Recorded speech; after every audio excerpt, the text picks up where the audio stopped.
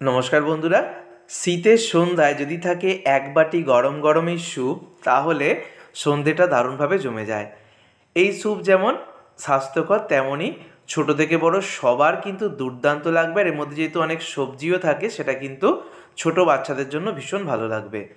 তো আজকে আমি তোমাদের সাথে একদম গরম গরম চিকেন স্যুপের রেসিপি শেয়ার করবো, রেস্টুরেন্ট স্টাইল।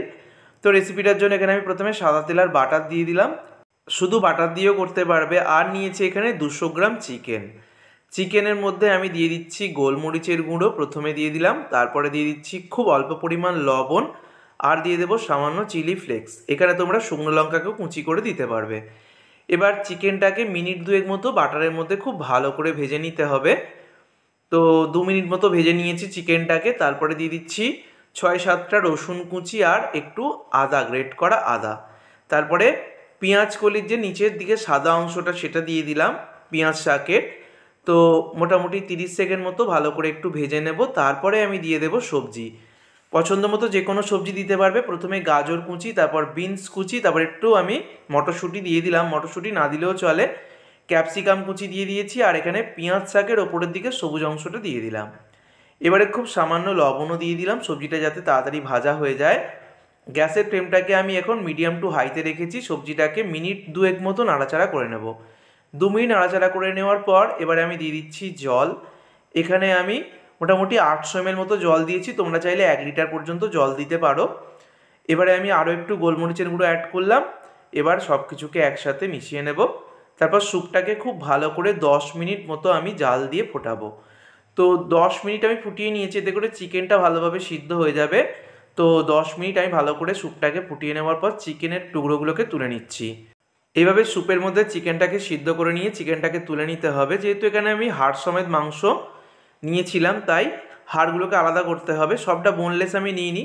তোমরা শুধু যদি বোনলেস নাও, ছাড়াতে খুবই সহজভাবে হয়ে যায়। আর এখানেও মাংস সিদ্ধ হওয়ার পর কোনো অসুবিধাই নেই। হাড়গুলোকে আলাদা করে নেব। আর দেখো, শুধু মাংসের অংশগুলো নিয়ে নিয়েছি, আর একদম ছোটো ছোটো করে এভাবে টুকরো করে নিয়েছি। আর এখানে একটা ডিমের সাদা অংশ নিয়েছি, কুসুমটা বাদ দিয়ে দিয়েছি। আর নিয়েছি আমি 1 চামচ মতো কর্নফ্লাওয়ার।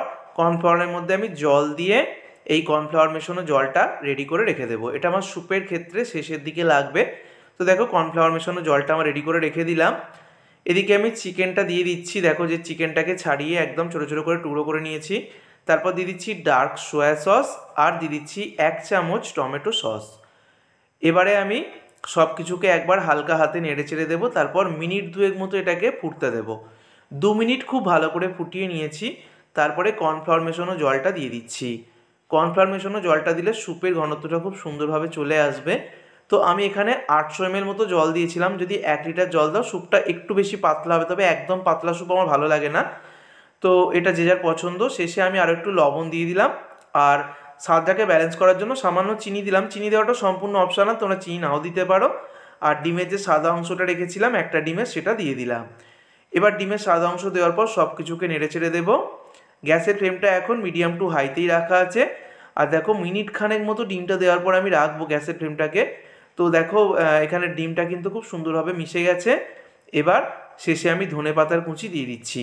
ধনেপাতা কুচি দেওয়ার পর আর কিন্তু এটাকে আমি জ্বালিয়ে রাখবো না, গ্যাস কিন্তু অফ করে দেব। তৈরি হয়ে গেল একদম দুর্দান্ত স্বাদের চিকেন স্যুপ।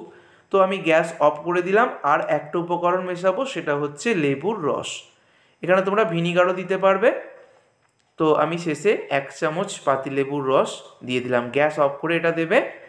আর তাতে করে তৈরি হয়ে যাবে একদম রেস্টুরেন্ট স্টাইল চিকেন স্যুপ। শীতের সন্ধ্যা যদি স্বাস্থ্যকর চিকেন স্যুপটা 1 বাটি করে খাওয়া যায়, তাহলে দুর্দান্ত লাগবে। আর স্বাস্থ্যের জন্য কিন্তু ভীষণ ভালো হবে। যেভাবে বানিয়েছি এইভাবে একবার বানিয়ে খেয়েও রেস্টুরেন্টের যে কোনো স্যুপকে টেক্কা দেবে বাড়িতে তৈরি এই চিকেন স্যুপ। ভিডিওটা ভালো লাগলে বন্ধুদের মধ্যে প্রচুর শেয়ার করো, বাড়িতে অবশ্যই ট্রাই করো। সকলে সুস্থ থেকো, ধন্যবাদ।